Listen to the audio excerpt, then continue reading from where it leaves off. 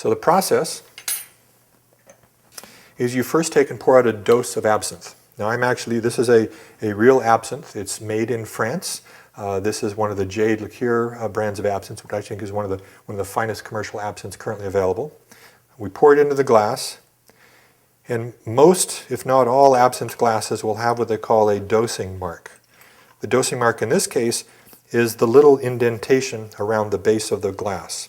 That tells me that's how far I want to pour into the glass to get the right amount of absinthe.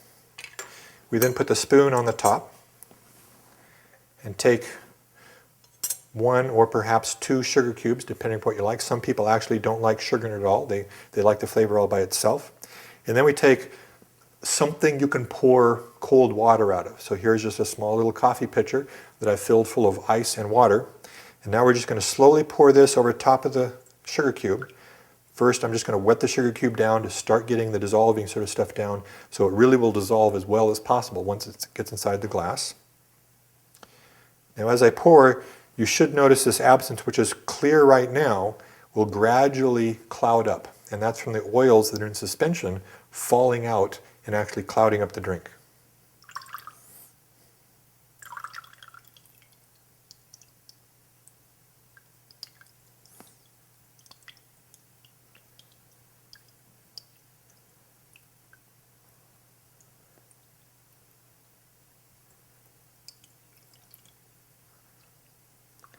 So the sugar cube is now almost totally dissolved.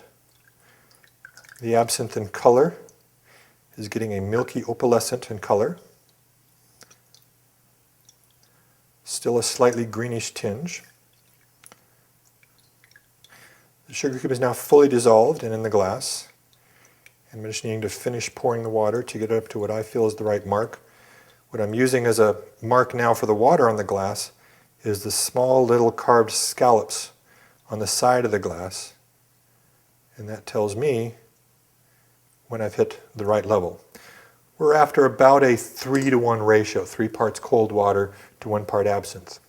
We then take the spoon, which has a nice little triangular shape at the bottom, and use that to stir down to the very bottom of the glass to take in any sugar that might be there and bring that out.